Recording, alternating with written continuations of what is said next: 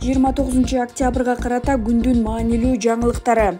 Жалал Абадта жөө жүргүнчүнү өлтүрө сүзүп качып кеткен 23 жаштагы шектүү кармалды. Бул тууралуу Клопко Жалал Абад облусунун кайгуул кызматынан билдиришти.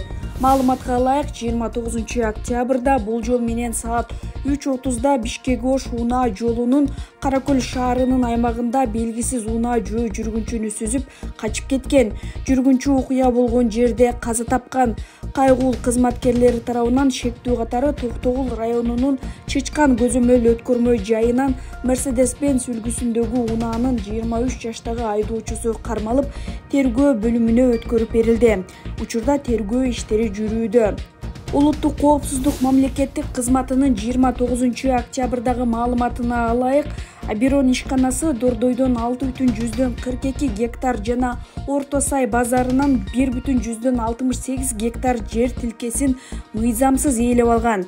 1998-жылы ишкана ээлери аталган жер тилкелерин ижарага алып, кийин кызмат адамдары менен сүйлөшүп, мыйзамсыз менчикке өткөрүп алышкан дешти атайын кызматтан. Ошондой эле УКМКдан наркы 3 миллиард 889 миллион сомго бааланган жалпы аянты 8,1 гектар базарлардан түшкөн киреше Бишкек шаарынын бюджетине түшөөрүн кошумчалашты.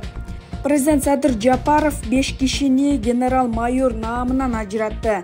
Тиешелүү жарлыкка өлкө башчысы 10-октябрда кол койгон. Президенттин басма сөз катчысы Аскат Алагөзов аскердик наамдар убагында мыйзамсыз берилген деген негиз менен алынганын билдирди. Генерал-майор наамынан ажыратылгандар Ички иштер министрлигинин мурдагы орун басарлары Алмазбек Орозалиев, Мирлан Каниметов, Ош облустук ички иштер башкармалыгынын мурдагы башчысы Малик Нурдинов, УКМКнын төрагасынын мурдагы биринчи орун басары Талантбек Салиев менен УКМКнын 9-кызматынын экс-жетекчиси Санжарбек Эркинбаев 2020-жылы 14-октябрда экс-президент Сооронбай Жээнбеков жогорудагы 5 кишиге наам ыйгарган.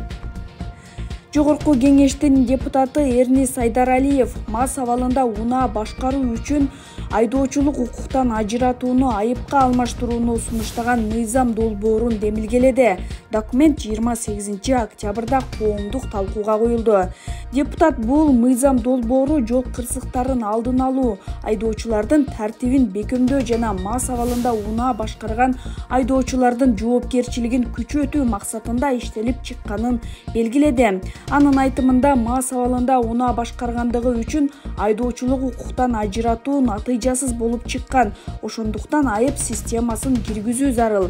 Мыйзам долбооруна ылайык, мас абалында унаа башкаруу үчүн жеке адамдарга 100 000 сом, юридикалык жактарга 200 000 сом айып салуу сунушталууда.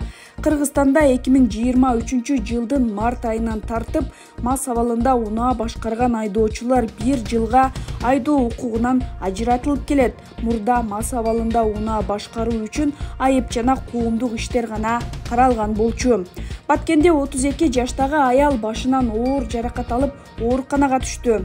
Кылмышка шектелип келиндин жолдошу кармалганын Клопко облустук милициядан билдиришти. Шектүү камакка алынып, ден соолукка оор залал келтирүү беренеси менен кылмыш иши козголду. Жабыркаган аял Баткен облустук ооруканасынын жандандыруу бөлүмүндө. Абалы оор деп бааланууда.